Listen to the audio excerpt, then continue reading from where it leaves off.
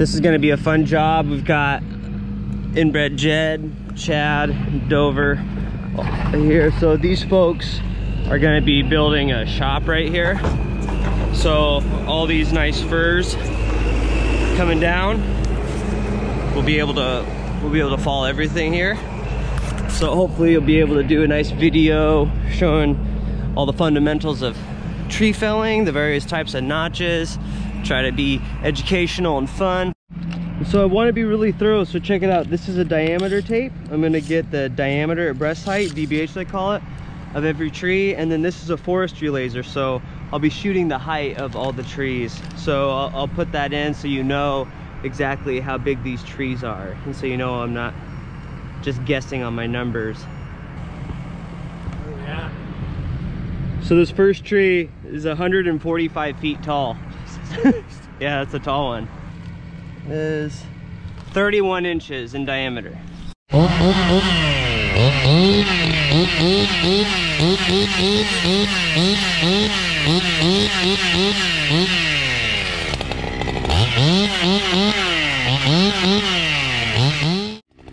right, thanks, Jed. Yep. All right, tree number 1 coming up. So we're gonna leave tall stumps because they're gonna rip these over with the excavator. They want something to grab. Usually, you know, I would want to cut it lower. The lower the better. Like a baby beard. I'm gonna do a Humboldt notch. I'll explain that in a minute.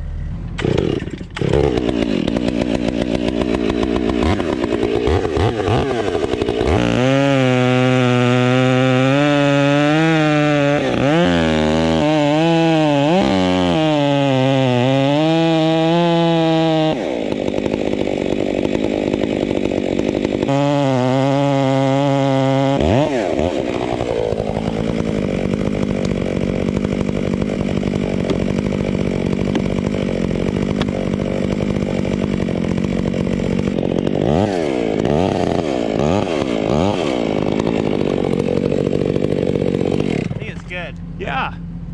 You'll see this line. These are your felling sites right here. You just look straight down and you know the tree will just be just a hair to the right of this line. But that's a good indication. You know, I got that big, huge open field. So I'm a little over 1/3 of the way deep. I'll start my back cut parallel with my notch. Put some wedges in as I go, just bang it over incrementally. And that'll be the death of the first one. And this is why you want to saw with the full wrap handle, because if I didn't have this full wrap handle, I'd have to muscle it like this, which is totally lame, or I'd have to stand on the other side. So because I have the full wrap handle, I can stand on this side comfortably.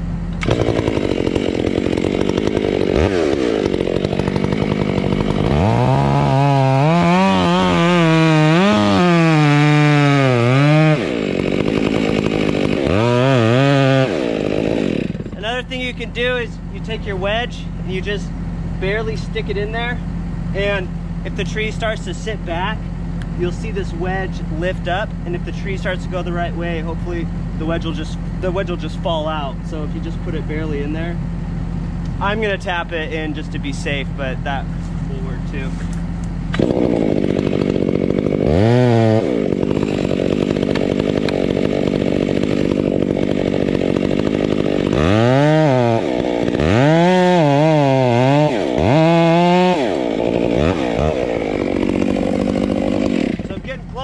On this side, I'm going to go to the other side because my bar is short and get that. I don't want to just keep cutting through because then I'll go through my face cut.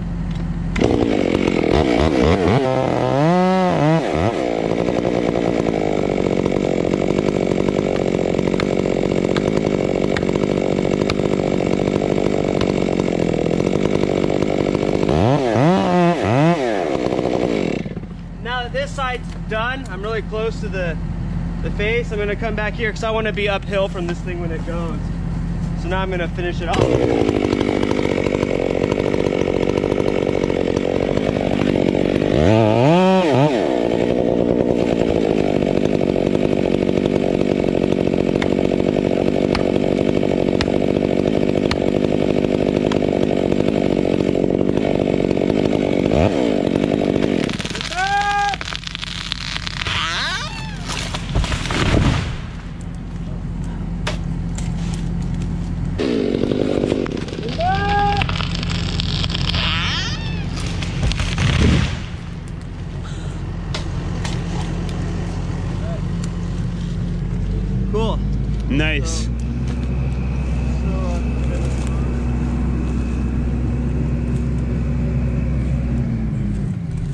So see, this is what they call holding wood or hinge wood. And you see it's bent because as the tree goes over, this is what holds on and controls the momentum of the tree. If you want to bring the GoPro over here, Jed, just explain this a little bit. So you can see my bar was short right here, which is why I walked over to the other side. If I see it, what I was saying, if I just would have kept going, I would have ended up cutting through the front of my face cut, leaving this on, which would have been no good. You want about 10% is the rule of thumb across your hinge wood right here. What else? But yeah, this is what controls the tree. And the most important thing by far when you're falling a tree is you don't want to cut this part of the tree, the hinge, because say I sever this off complete, as soon as the hinge is severed, the tree just goes wherever gravity's taking it. And so you can kind of steer it too as it goes. Like if you leave more hinge on this side will hold more, which will steer the tree a little bit, you know, that way, and vice versa. So this worked out. This is called a Humboldt, which is useful for both the application of, it makes the butt more likely to hit the ground first.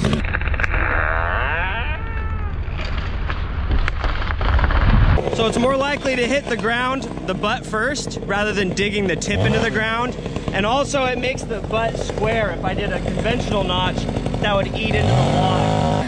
And that was the first tree. Now Jed will do the second one. We'll get this cleaned up. It's a nice piece of wood. There's no root rot anywhere in here. It's just like a piece of furniture.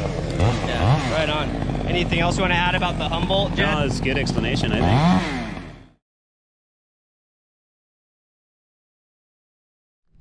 Jed's gonna do this one. Tree number 2. This one is 150 feet tall. This one's 26 inches in diameter.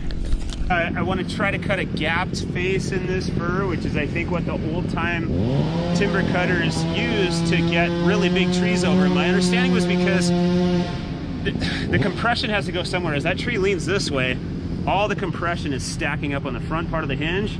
And I was told you'd save out more hinge wood if you stacked that compression over a greater area of wood fiber before the bottom of the technically the scarf, I guess. No, snipe. There's 2 different openings, and the snipe would be from the bottom. So you knock out a gap, snipe the bottom. That's the idea.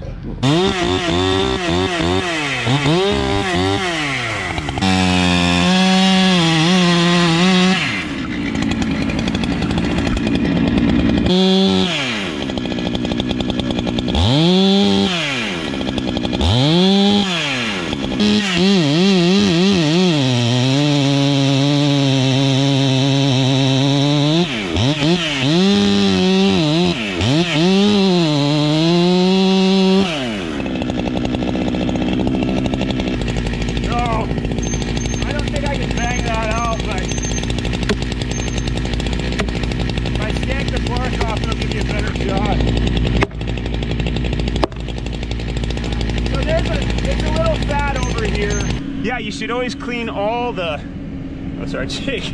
all the little Dutchman out, which I've got just a hair bit of Dutchman in there. I'm probably not going to worry about it, and just snipe this really open so that if this side hits first, and it's not going to, that's a ton of travel right there.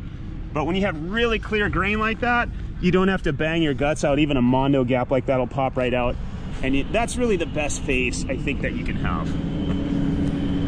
All right, so that's the gap cut. Yeah, and I'll just open this up a little bit more on that side just because we can. Okay.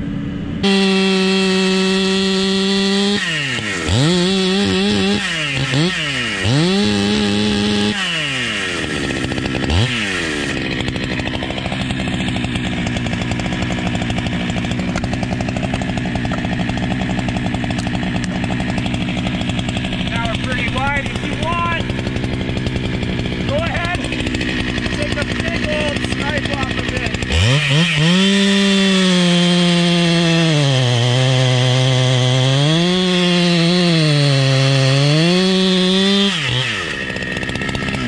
And the downside, that's your best directional face. The downside is it takes a little bit longer, so we usually don't use it. We usually just try to match our cuts, bang it out. That's good enough for most of the shots that we need. This gives you maximum travel, but it's gonna hit the ground harder. It's gonna bust more wood, it's gonna drive more limbs into the ground. Not much, but a gentler Humboldt will shoot it out a little bit softer. But this will give you the most control? Most directional control. If you had a real critical shot, I would do that every time.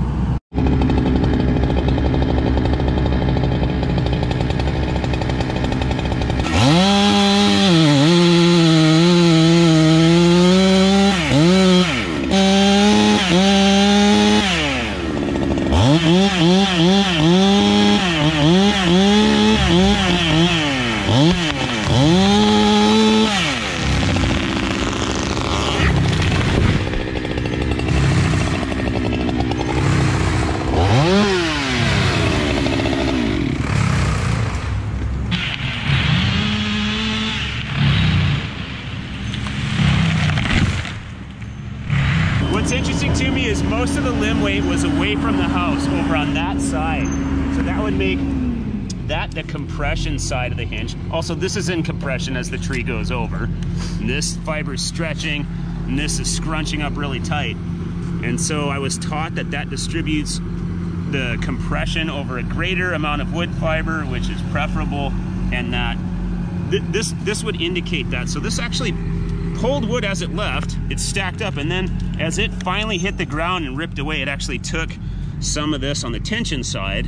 And it's interesting to me that it didn't pull any of that wood on the compression side. So that gives the log the greatest amount of travel, directional control. The closing of the face is not constituting an impediment to the holding power of the holding wood.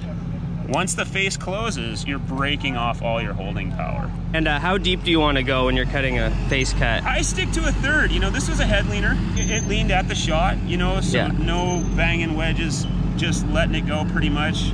Getting a wedge for security just in case. If it's windy, it's not today. I stick to a third. There's a million reasons why pro cutters would want to go farther back. You see a lot of pro redwood fallers, they'll cut in at least 50%. But for me, I want room for my wedges and my guide bar. I don't want to tap, tap, cut, cut, tap, tap. That's really annoying. You bang out your chisels on your saw and you goof your wedges up and it's no fun. All right, cool. Yep. So that was the gap cut. So I guess this guy's next.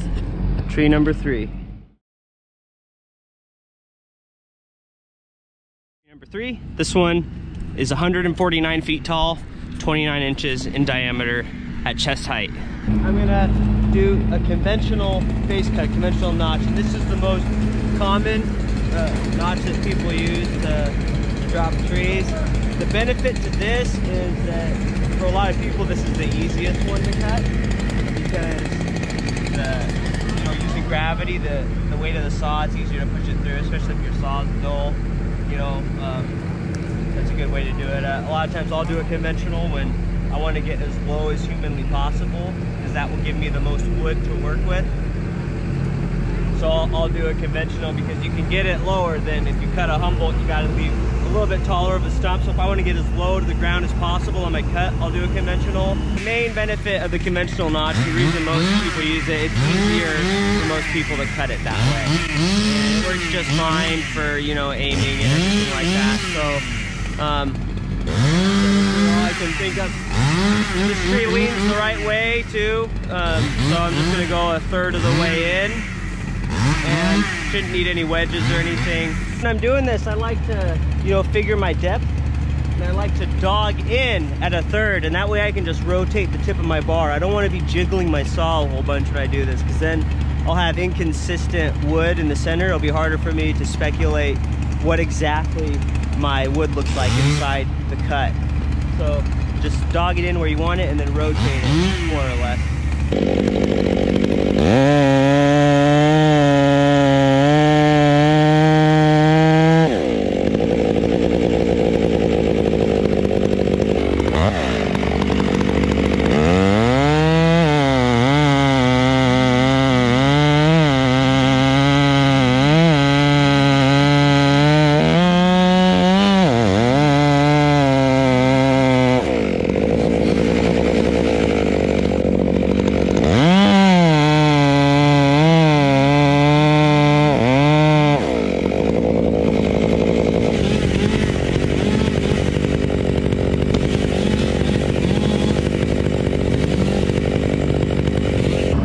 another thing, so my face cut is done. This is a conventional face cut or conventional notch.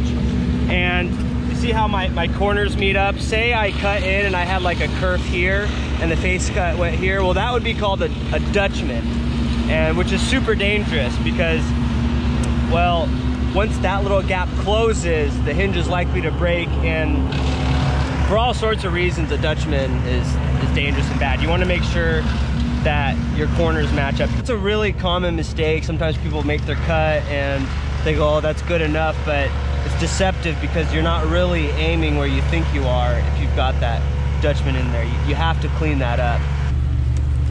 So say I cut my first cut here and then I'm going down.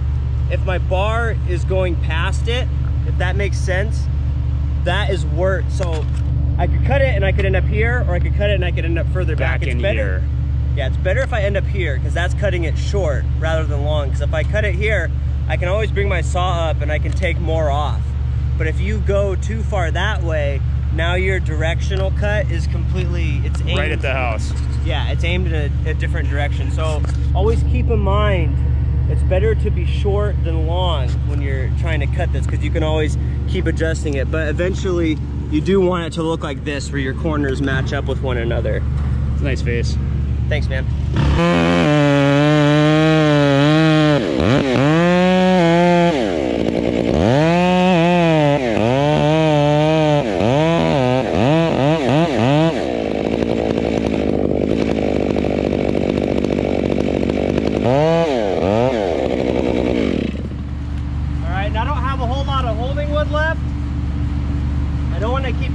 So I'm just gonna do wedges now. If I cut through my face cut, who knows where it'll go.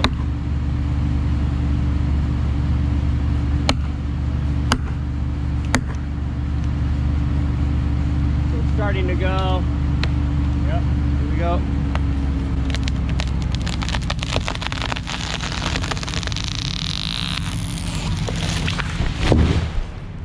All right, so here we go.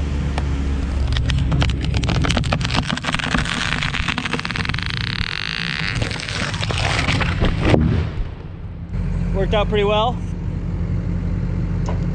Got a good shot. Thanks, man. Yeah, pretty rock. So I'll show you one of the disadvantages to this, the conventional. So if you remember these first two trees, I did a humble and then he did his gap cut, and both of these, the logs landed and saved out pretty nice. And then remember, I did this. So the conventional, as this closes, it jumps up and the tip hits the ground first and then the butt. Whereas both of these cuts, when this breaks, the butt will hit the ground first, which will put the most of the impact of the tree on the thickest part of the wood. And so you remember we felled those two, the logs turned out pretty nice, and then I just did this conventional. One break, two breaks, three breaks. So I broke my log in 3 spots. Also, it makes it worse that my stump is high. If it were lower, the lower the stump, the softer it's gonna land because you have all this travel room right here to gain momentum and energy. But like I said, they gotta try to wiggle this out with the excavator, so they need something to grab, which is why we're leaving tall stumps on these, whereas otherwise we would normally wanna do low stumps on these while we fall the trees.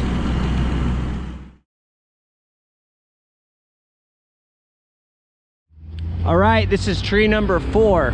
26 inches in diameter and 140 feet tall.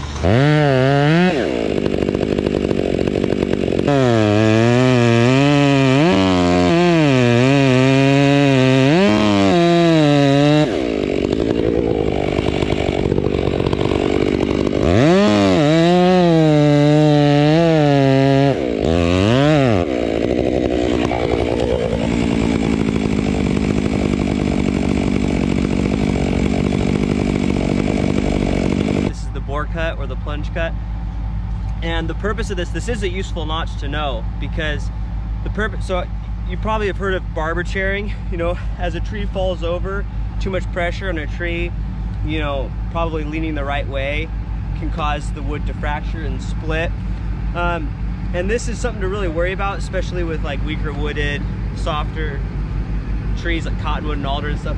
This is Douglas fir. It is really not likely to barber chair. To actually get this tree to barber chair, I need to like put a monster truck on it and pull while I cut.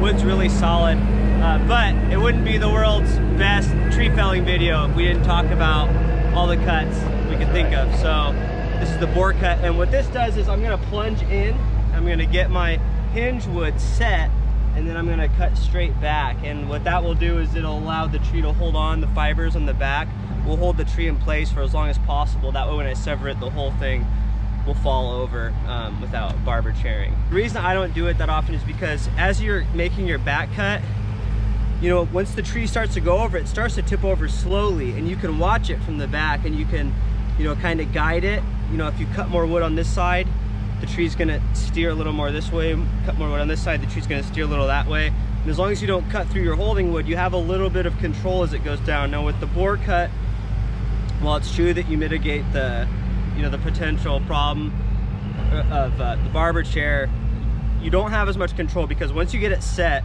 and you cut it back, it just pops and it goes right where you're aimed at. So that's why it's not a very popular cut, at least over here.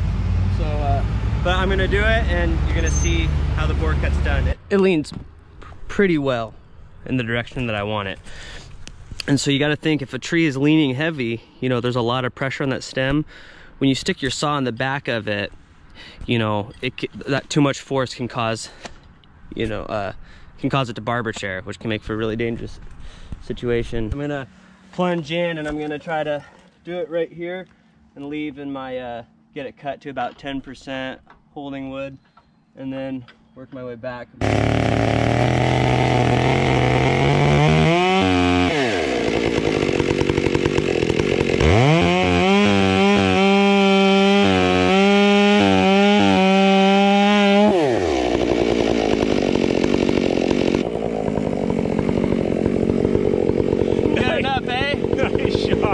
Most guys cut up to their hinge and then rip out the back. Oh. But look at how perfect that was. That'll do, I guess. Okay, so.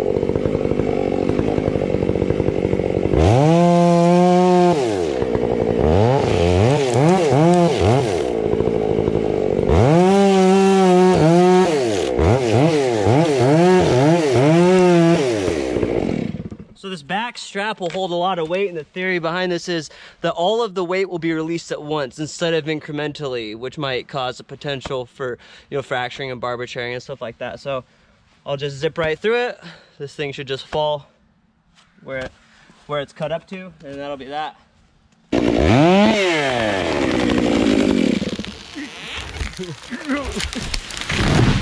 Okay.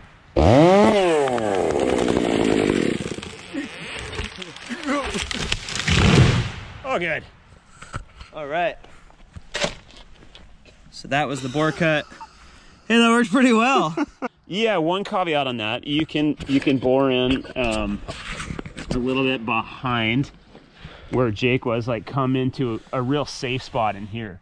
And you still have plenty of backstrap. The tree's never gonna go anywhere, no matter how heavily it's leaning, with about 4 inches of wood on the sapwood. You can bore in and then work your way up really carefully.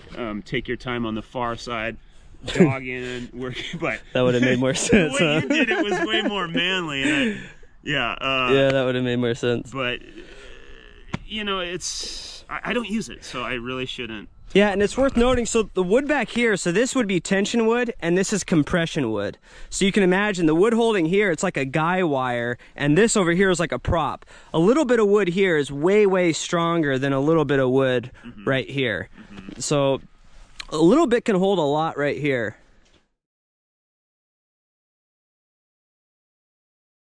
This one is 139 feet tall, 22 inches in diameter.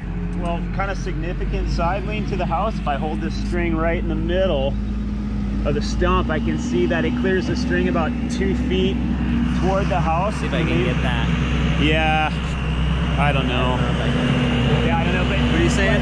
All the limb weight is to the house. The top leans to the house, and then the trunk weight is also about 2 feet out of center from the middle of the stump there. So there's a trick that I learned called the Sizwell, which holds a lot more tension than an ordinary cut would, so I'm going to try to show that. Okay. And then also try to swing the tree off the Sizwell a bit. So that would be an angled cut this way, and it tends to swing the tree like a door. Cool. Yeah.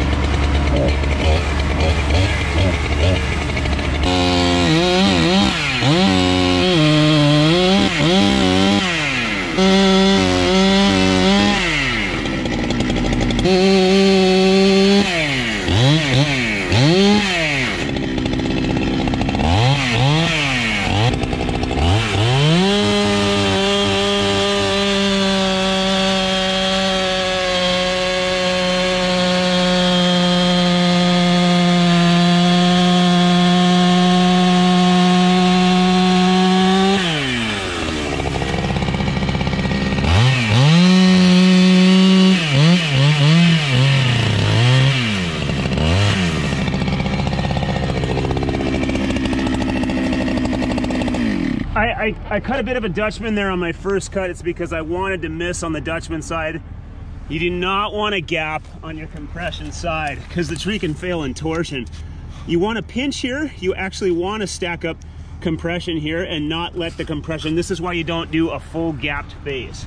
So what we have is like a modified gapped face. This part has a gap. And if I want, I'll take and skank this little corner off here, and that'll actually save that Sizwell out a bit better. This part's gonna close first, and this is gonna hold like nobody's business. You can see the fiber pole once the tree's down. It holds the world. If this were leaning any harder than this, we'd have to put a rope in there and tie it 90 degrees over there to hold the side lean. It's just a nice trick when you're by the house. This is kind of borderline for me. I wouldn't really try to swing it any more side lean than that.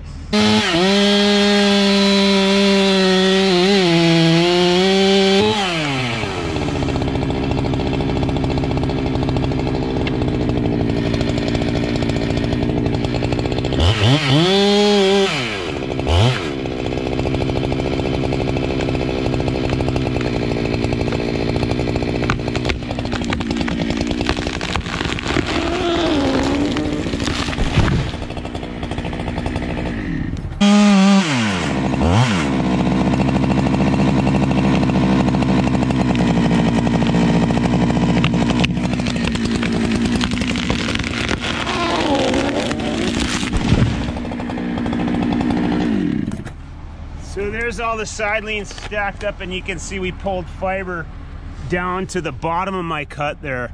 So instead of your tension just being all racked up on this one little bit of holding wood, you've effectually spread it over a greater amount of wood fire. It makes almost like a cable on your tension side. I love this trick. It can be overrated if you try to get away with murder, but here and there it's really nice to use. Yeah, you saw as the tree pulled sideways, it even twisted a little bit and rolled. Yeah. So it even rolled like that a little bit. That held on real well, Jed. Yeah, that one worked out. It swung the tree nicely, and yeah. Nice job, man.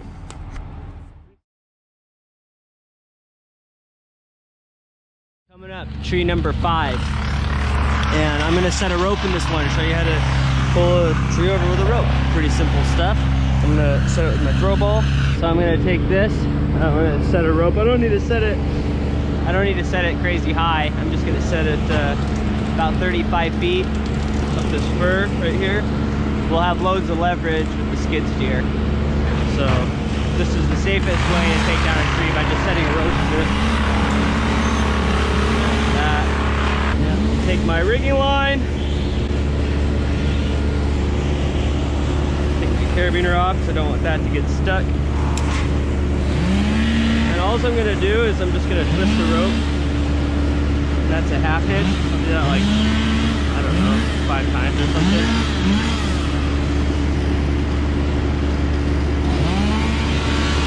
That's going to stay on just fine. Rope. Pull my throw ball out,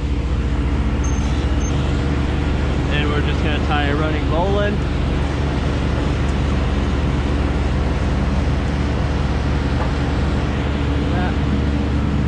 Pull this up. I'm just gonna grab this winch line. Is it in free spin? Yeah. I'm gonna come over here, show you a really handy knot. This is a bolt on a bite. So check this out. Just do a bite of rope. How tall was it? Like that. I haven't measured it. Oh. So you just do a bite like that. Bring it up like this. See that? Stick the rope through here. Go around this whole thing. Pull that tight.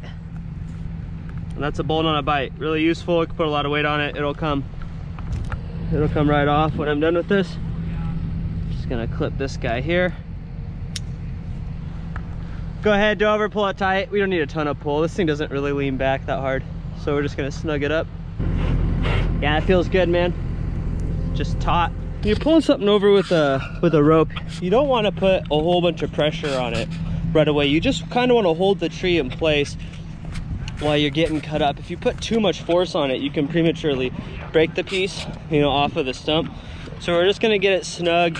Chad is gonna do this one, and once it's cut up, he's about at 10% on his hinge wood, then we'll just have Dover pull it right over. It should go pretty well. So Chad's gonna. What we're doing, Jed. Yeah, you're gonna stretch that tree out, Chad. Over there. Yeah, you got a weird cat face here. We should explain we're holding these stumps really high for the hoe. That they're gonna pull these out with a backhoe. So ordinarily we would come down a lot lower, say on a tree like that. It just gives you more room for wedges. Even though there's some flare in there, the grain's not quite as straight.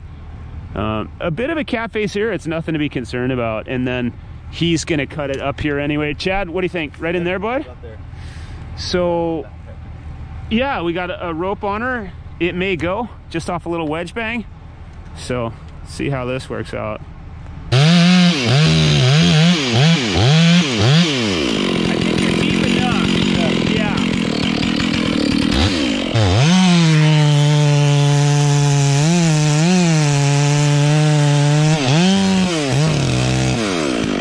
Look at you! What's up? Yeah! Is that good? Oh! Look at Chad. Oh! Nice. You're not pruning anymore. Nice job, man. Oh man. Chad usually works on the pruning crew. So He's pretty good at we're pruning. gonna have to take him off the pruning crew. He's an arborist and stuff. Pruning bigger ones now. Yeah, yeah, he's pruning this one perfectly. This is nice stump prune. Jed, what was the diameter on this? 23, 1 inch bigger than the one I done, so it's probably taller too. So I measured it, it's 148. Whoa. But Dover's at a nice safe 149. Oh, well, he's just over anyways. So Dover's good. Yeah. He's saying I hate you. So you're good, Dover. Snug it up. All right, so 23. Yeah, just get it snug, buddy.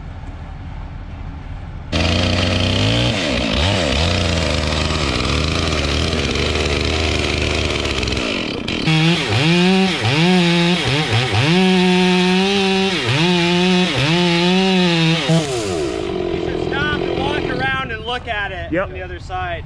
Yep. You know, just to make sure. You're plenty right now. You're really looking good here, but you know, you might take 2 more inches. Okay. You might bang it up real tight. But as soon as you want, if you don't have a lot of wood left, just let Dover know. He can just give it a tag. For sure. Trying to do it the all natural. Right.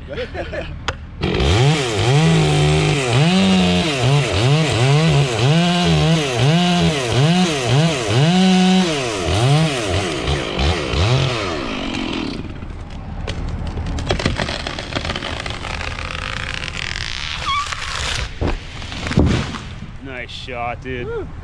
Nice job, man. Well done. Nice. Fun stuff. Hey, look at your wood. Dude, that's nice. I'm just a pruner, so. Oh my gosh. Nice job, Dover. So remember my bowline on a bite. Look how easy this is to get undone. Look at that, bada bing, bada boom.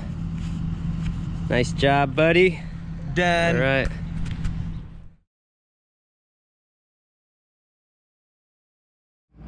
All right, so we got 2 trees left. We just got these 2 guys right here. They both lean back pretty hard. I'll demonstrate an open face, and Jed's gonna do a back cut first on this one. Tricky one. I'll just have Dover here push this over for me. Let me show you what a bad notch looks like real quick.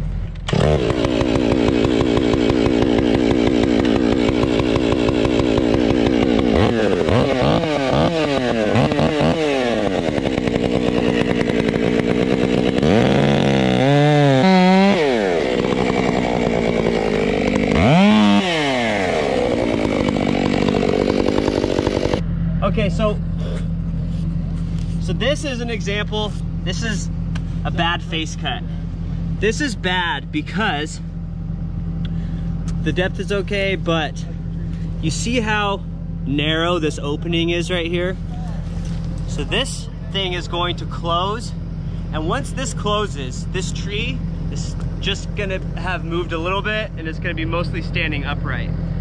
You don't want to fall stuff with these short notches, because the whole idea of having this section of wood out here is so that as the gap starts to close, your hinge wood is directing the tree where you want it to go. As soon as the face cut closes, it's game over. It just goes wherever gravity's taking it. That's why you want to have it to be, you want your face cut relatively open. And on a back leaning tree, you want it to be especially open, because as this thing stands up, once it's leaning where I want it to go, the face cut has to be large so that it has time to close all the way. If I just have it open a little bit, it's gonna, as soon as this thing closes, then, you know, the face cut's done operating. And by then, you just have to hope that you have enough momentum putting it the right way. So I'm gonna open this up and we're gonna push it over.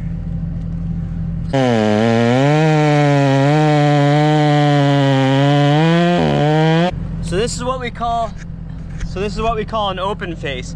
And an advantage to this is it's gonna close slowly, so you'll have more control over a longer period of time. A disadvantage is the tip of this tree is gonna dig into the ground. Especially with our high stumps. Yeah, especially with a high stump. So we're gonna break it. Yeah, so the log is probably gonna break in a few spots, but I wanna do it anyways because this tree leans heavily back. And so I want this thing to be nice and open so it has lots of time to close while Dover's pushing it over. And so that's the concept of open face cut. It's really useful when you have something leaning back. It has a long time to close.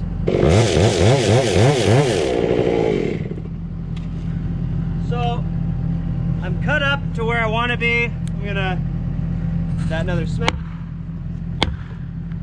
And now Dover, go ahead and drive forward. Wow, that Kubota.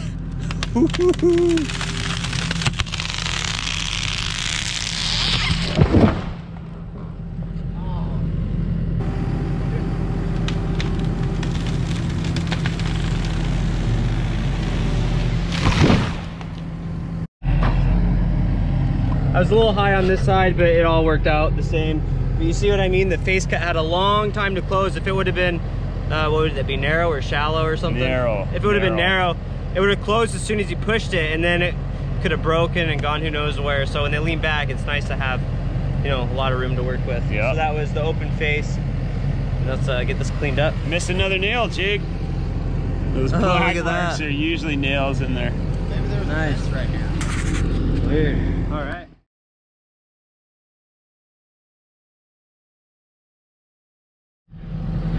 All right, one more, and it's leaning back hard. We got the skid steer there for safety in case we need to push it over, but we're gonna demonstrate. So Jed's gonna demonstrate the back cut first method on this one. Before I do some stunt like this, just know I've got this big giant machine, so unless I cut my wood off on the hinge, I feel okay about doing this. You never want to do this in the wind because it can take the tree before you're cut up on your face, and now it's anyone's guess as to where it winds up. Can barber chair out, land on the house, could be terrible. So don't do it in the wind.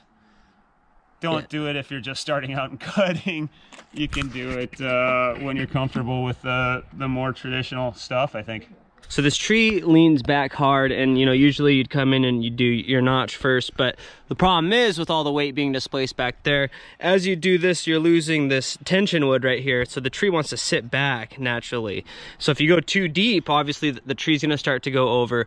So what you can do is come in with your back cut first and get your wedges banged up, and that way those will stabilize the tree, and then you can come in and do your face cut to your 10% or whatever, and then you'll be all cut up, and then you can just keep banging it away. So should be done with extreme caution. Ideally you do something like this, you know, in the woods. You wouldn't have obstructions around here, but we've got the skid steer there for backup in case this isn't going well. We'll just push it over so we feel safe, but we're going to demonstrate how to do a backup first. This is a way to get a back leaning tree over with no rope. It's really good to get that bark off if it acts as a bit of a sponge, takes your wedge power, and also can make you think you have a little bit more stump than you really have. The only thing that's going to be, the only material that's going to have sufficient compression strength to push this that way off the wedges is the sapwood. The bark does nothing. It'll even impede you a little bit.